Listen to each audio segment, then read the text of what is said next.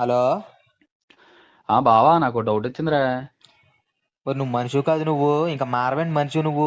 ఆదివారం పూట కూడా నువ్వు ఫోన్ చేసి దొబ్బుతున్నావేంటి నన్ను? ఏంటది?